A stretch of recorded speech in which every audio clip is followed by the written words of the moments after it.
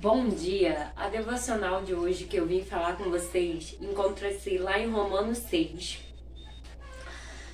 Eu lerei apenas o versículo 1, 2, 3, 15, 16 e 23.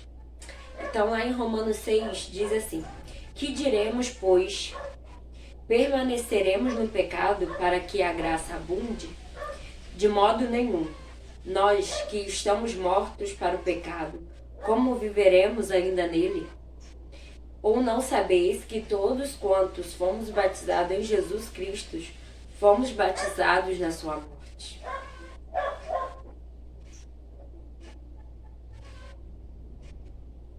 De sorte que fomos sepultados com ele pelo batismo na morte, para que, como Cristo ressuscitou dos mortos, pela glória do Pai, assim andemos nós também em novidade de vida.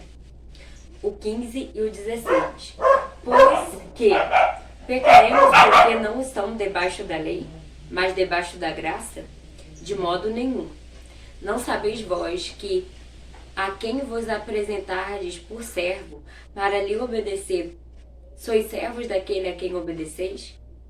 Ou do pecado para a morte, ou da obediência para a justiça? Porque o salário do pecado é a morte, mas o dom gratuito de Deus é a vida eterna, por Cristo Jesus, nosso Senhor. Bom, como aqui no versículo 1 fala, né? Que diremos, pois, permaneceremos no pecado porque a graça abunde? Tem gente que abusa da graça de Deus. Fica justificando o pecado, ama o pecado, vive no pecado, se alegra no pecado e o pecado não incomoda. E usa como desculpa que a graça de Deus vai o salvar, que a graça de Deus vai o perdoar. E continua pecando. Isso é abusar da graça. Porque a graça de Deus, ela nos livra do pecado que corremos e nos forçamos para sair e não conseguimos. Essa é a graça de Deus que cobre o pecado que a gente tenta fugir, mas não consegue. Porque somos pecadores. Porque, como Paulo diz, o bem que eu quero fazer eu não faço. Mas o mal, antes de pensar, né, eu já pratiquei. Mas tem gente que sabe que é pecado, que sabe que está errado, ama viver na prática do pecado e usa a graça de Deus como desculpa para continuar pecando, continuar errando. Mas não é assim, né? De modo nenhum.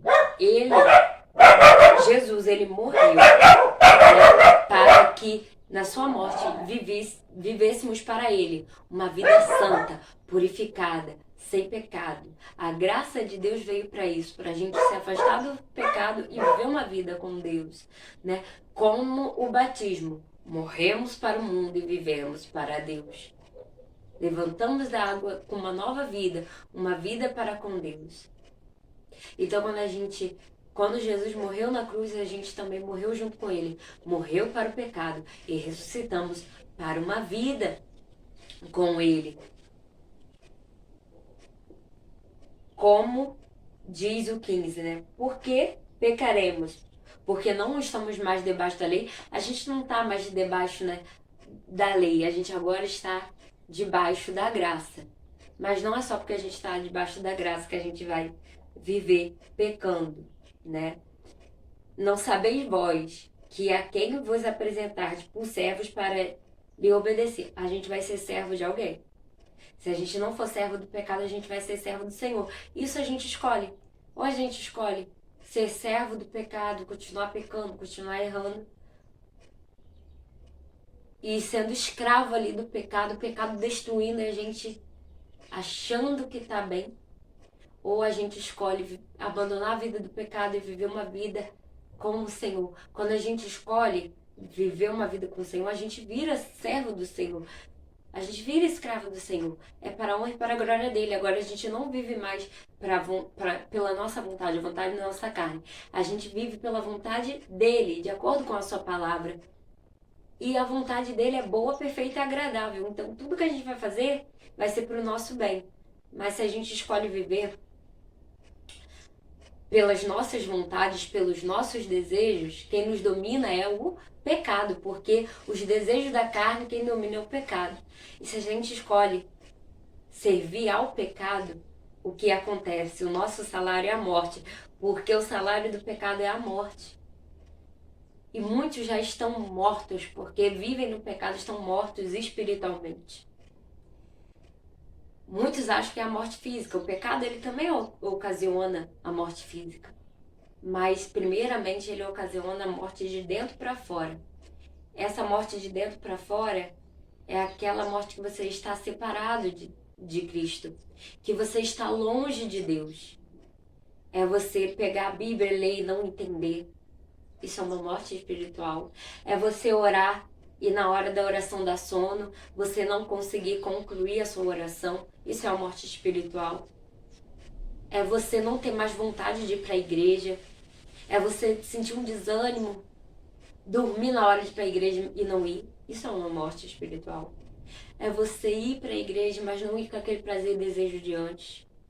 É você ir, às vezes, dar sono na hora do culto, você acha a pregação chata, a pregação, ela não te liberta, ela não enche o seu coração, você só sai criticando, ou dá uma vontade de ir no banheiro, beber água, ou dá um sono que você não sabe, mas o pastor disse amém, o seu espírito volta ao corpo e você não sente mais sono. Então isso é morte espiritual. Muitos estão mortos e não sabem. Vivem como zumbi. Mas Deus, ele dá vida eterna e é de graça. Ressuscite espiritualmente. Peça para que Deus entre na sua vida, para que Jesus te restaura, te renova e para que você sinta o primeiro amor como antes. O pecado, ele ocasiona a morte espiritual, mas Jesus, ele veio para te ressuscitar espiritualmente. Ele veio para mudar a tua vida.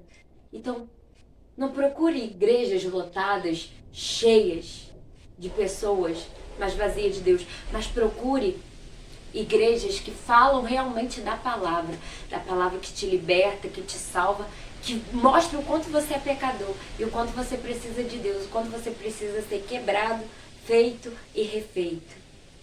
Que essa palavra fala ao teu coração. Fuja do pecado.